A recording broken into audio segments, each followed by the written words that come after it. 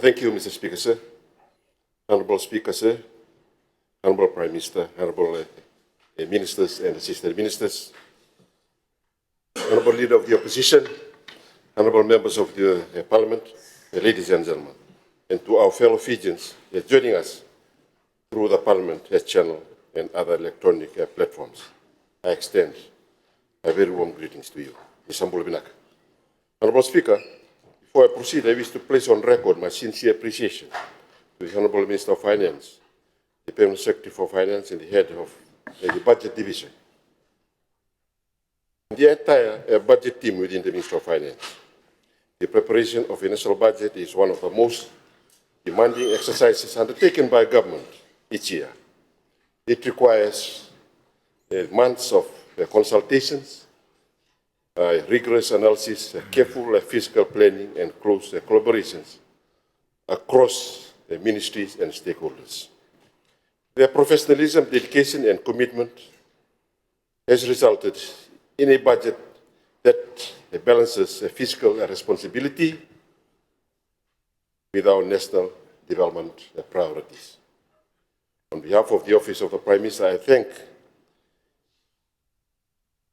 them for their exemplary services to the people of Fiji. At the outset, Mr. Speaker, I wish to respond to some of the contributions that has been made by the opposition. First one, Mr. Speaker, sir, was when they were saying that the opposition has suggested that international confidence in Fiji will be eroded. Mr. Speaker, sir, the opposition members have suggested that Fiji may face increasing reluctance from the international financing institutions to provide development financing should our public debt continue to rise. While such concerns deserve consideration, they should also be viewed within the broader context of how international development partners actually assess its countries. Institutions such as the World Bank and Asian Development Bank and other bilateral development partners do not make lending decisions solely on the size of the country's debt. They assess the governance, institutional strength, fiscal management, the debt sustainability, economic growth prospects, policy credibility, and the country's demonstrated ability to honor its financial commitments. Fiji continues to enjoy strong partnerships with these institutions because they have every confidence in our reform agenda. They have every confidence in our institutions and confidence in our long-term development strategy. Their continued support is not an act of charity, it is an acknowledgement that Fiji remains a credible and responsible development partner committed to using concessional financing to improve infrastructure and strengthen resilience, and expand economic opportunities. The second issue that was brought up by some of the members of the opposition is economic diversification. On this point, I believe that this is a very important issue, and what distinguishes this government is that diversification is no longer viewed as an aspiration or a policy slogan. It is being translated into practical programs that create jobs, strengthen the rural livelihoods, and open new opportunities. Yesterday we have heard from Honorable Kamkamida on big list, the programs that we have tried to implement. Rather than just seeing them on papers, we are seeing them on the ground. We are investing in agriculture and in fisheries, manufacturing, tourism, renewable energy, blue economy, value adding, processing, micro, small and medium enterprises. We recognize that a resilient economy is one that creates opportunities across the multiple sectors, rather than relying on a single industry. Diversification is also about empowering communities to utilize their own resources more productively. It's about transforming underutilized land into productive assets, strengthen the value chains, encouraging entrepreneurship, and connecting rural producers to domestic and international trade.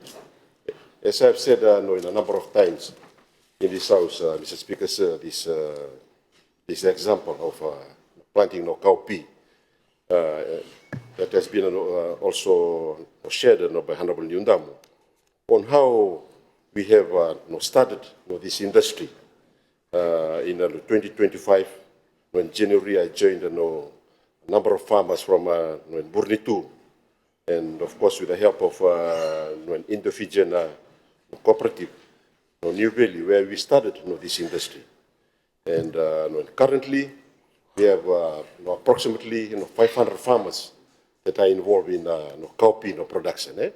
In Ra, of course in Ba, Singatoka area, and there is very genuine willingness for farmers when they see that the government is coming down to them and telling them this is another alternative. If you plant 1 acre of cowpea, that's roughly $10,000. If you plant cane 1 acre, that's 3,500. So farmers, I went to Mba area, the cane fields.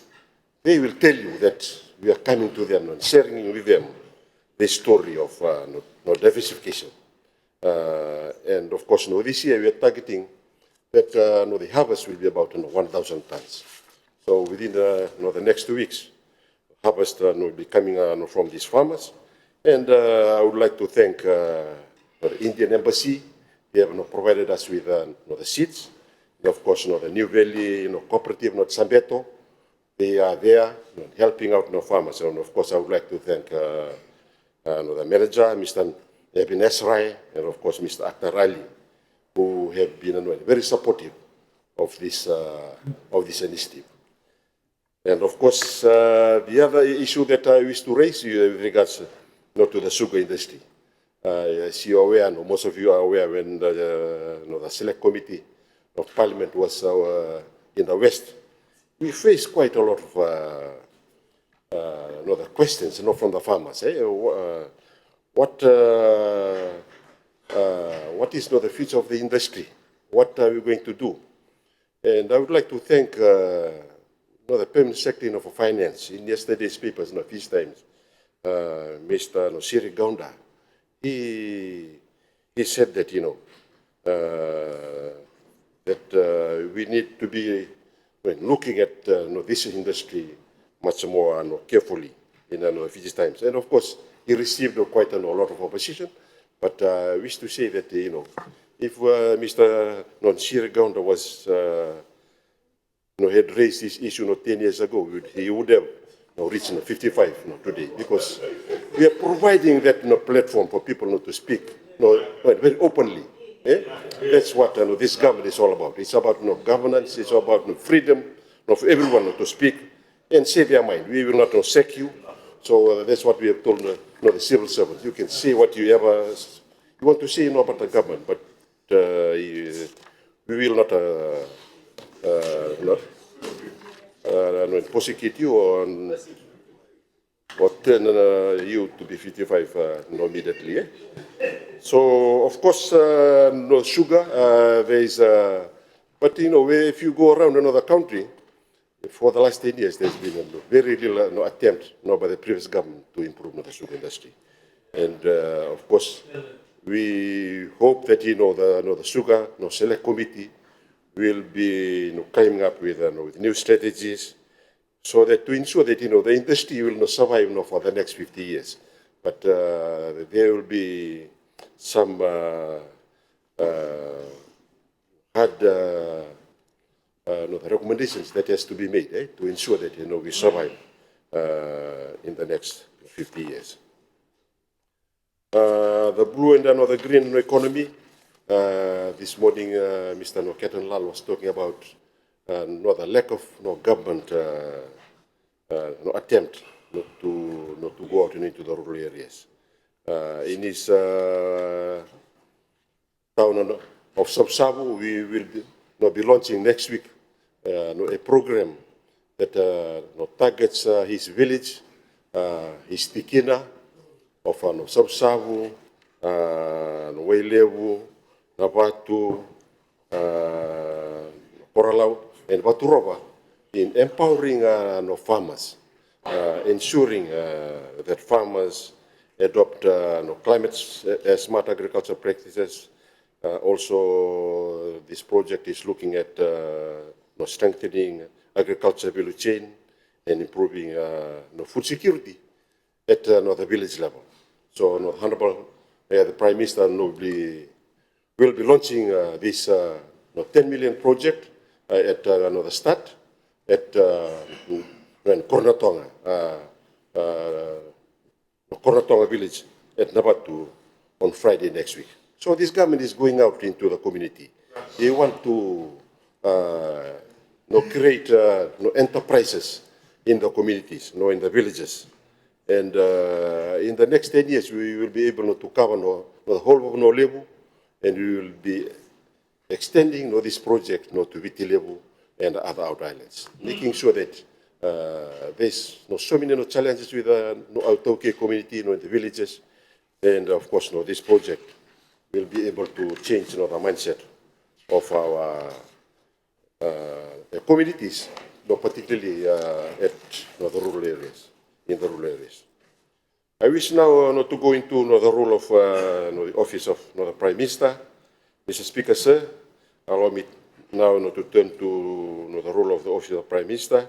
The office of the Prime Minister occupies a unique position within the machinery of government. It is more than an administrative office. It is the strategic center of government that ensures national priorities are translated into a coordinated actions across ministries and agencies. Mr. Speaker, sir, one of the government's greatest responsibilities is ensuring that the national development reaches every village, every settlement, and every community throughout Fiji. The development, the grant program administered through the Office of the Prime Minister reflects this commitment. And I salute the budget team for recognizing the impact of the development grant by increasing the allocation from 1.4 in the 2025 budget to 0.5 in the 2026-2027 budget. Through the targeted development initiatives, the development framework and community-focused interventions, government continues to provide support to our communities. Since January 2023, Mr. Speaker, sir, the Office of the Prime Minister, through the small grants scheme and development grants, has funded 176 projects with a total value of 5.45 million throughout Fiji. This comprises 74 infrastructure projects valued at 3.24 million, 64 social services projects valued at 1.49 million, and 88 economic services projects valued at 718,000. During the period to July 23, government funded 83 projects valued at 583,000. This included solar installations in Maiviti, Watulele, Teilevu, to a school dining hall in Udu Point, upgrading works in Hundawa, Wi-Fi connectivity in Wonolevu, research center development in Bau, and a boat and engine assistance for communities in Puma, Moala, and Bau. In 2023-24, Mr. Speaker, sir, government funded 87 projects valued at 1.7 billion, including the construction of a dispensary in Ovalau, education centers in Kia and Baitabo, the construction of a school hall in Rakiraki, road access projects in Levuka, Shanghai, and Cuba, school upgrades in Bundao, and the Corona Solar Boat and Engine Assistance for Totoya and Kambara. The Speaker said the program reached its highest level of implementation in 2025, with 57 projects valued at 2 million. Key projects include the completion of a multipurpose shed for school in Nesinu, school renovations and abolition facilities at Namboro, Nambol, Mebuna, and Corvo road access and water projects in Lakemba, Korovuto, Viria, Malata, and Benga, community halls in and evacuation centers in Watoa, Korovuli, Vatulele, and Ndala, the provision of an excavator to the Uso Agriculture Technical Institute, and economic assistance to robots and engines for communities in Matuku, Kambara, on the point in Wendina. In 2025-26, government approved 49 projects with $1.43 million. This included school improvement projects in Buniasi, Murmasanga, Voliboli, Nasound, Del Nebesi, Matimbalavu, and Kanrao. Water projects in Venunga, 92. Evacuation centers in Sinuvada, Loboni, Noikama, Romai, and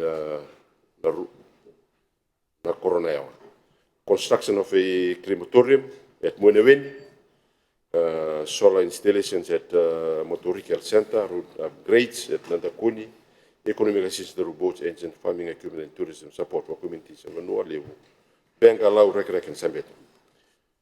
The program achieved broadened national coverage with 84 projects valued at $2.25 million in the Central Division, 32 projects valued at $906,000 in the Eastern, 35 projects valued at $1.05 million in the Northern, and 25 projects valued at $1.24 in the Western Division.